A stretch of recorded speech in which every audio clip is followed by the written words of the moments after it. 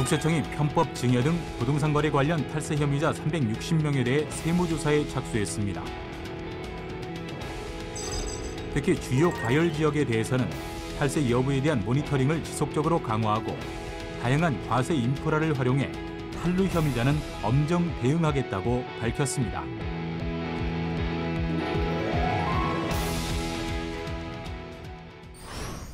편법 증여 등 부동산을 통한 탈세 행위는 성실 납세하는 대다수 국민들에게 상대적 박탈감을 안겨주는데요.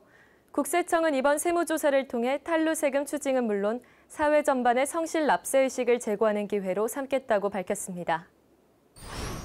올해 대부분의 지역에서는 주택시장이 안정세를 보였으나 최근 일부 지역을 중심으로 국지적인 과열 징후가 나타남에 따라 관련 정보를 꾸준히 수집하여 정밀 검증한 결과 탈세 혐의가 다수 포착되어 세무조사를 착수하게 되었습니다. 이번 세무조사는 부동산 거래 과열 지역 등의 고가 아파트와 분양권 취득자를 중심으로 주택과 분양권 취득 관련 편법 증여 혐의 연소자를 비롯해 다주택 취득자 중 자금 출처가 불분명한 자, 민생경제 침해 기획부동산 업체 등을 중점적으로 선정했는데요. 아울러 변칙 증여 혐의가 있는 고액 금융자산 보유자 146명도 함께 조사 대상자로 선정해 세무조사에 착수했습니다.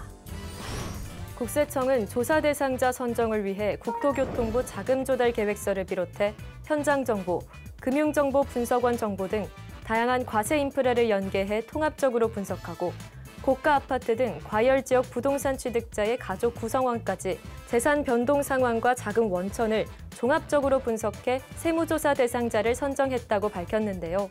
주요 세무조사 대상자 세부 유형을 살펴보면 먼저 고가의 주택 취득 자금을 편법 증여받은 연소자와 함께 미성년자 등 자금 여력이 없으면서 청약 과열 지역 아파트 분양권을 편법 증여 등으로 취득한 혐의자가 주요 세무조사 대상자로 선정됐습니다. 또 배우자로부터 주택 취득 자금을 증여받거나 부부 공동 명의로 취득하고도 증여세 신고를 누락한 탈세 혐의자도 조사 대상인데요. 자금 출처가 불분명한 다주택 취득자, 고가 아파트 전세 거주하는 연소자도 조사 대상입니다. 이 밖에도 토지를 대거 매수해 분할 판매하는 기획부동산과 이와 유사한 판매 형태를 보이는 법인도 조사 대상인데요. 또 고가의 부동산을 양도하면서 다운계약이나 필요경비 과다계산 등 부정한 방법으로 양도소득세를 탈루한 혐의자와 고액 금융자산 보유 미성년자 등도 조사 대상입니다. 조사 유형 중 탈루 사례가 많은 부동산 취득자금 편법 증여에 대해서는 금융추적 조사를 통해 자금 조성 경위를 끝까지 추적하고 조사 결과 탈세 혐의가 확인될 경우 세금 추징은 물론 사기 기타 부정한 방법의 탈루 행위에 대해서는 관계기관 고발 등 법과 원칙에 따라 엄정하게 조치하겠습니다. 국세청은 그동안 주택가격 급등 지역을 중심으로 부동산 거래 과정에서의 조세 탈루 행위를 근절하기 위해 지속적으로 세정 역량을 집중해 왔는데요. 그 결과 부동산 거래 관련 탈세 혐의자에 대해 지난해 하반기 이후 수차례 강도 높은 세무조사를 실시해 지금까지 1,584명에 대해 탈루 세금 2,550억 원을 추징했습니다.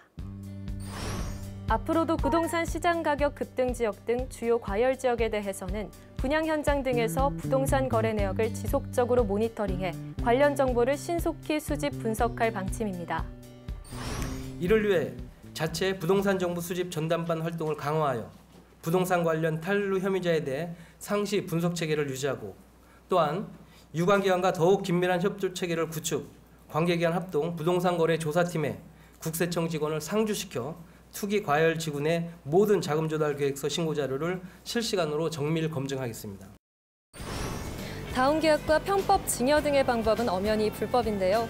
이렇게 탈세 혐의가 적발될 경우에는 더 큰 가산세와 과태료가 부과될 수 있는 만큼 언제나 성실하게 신고하시길 바랍니다.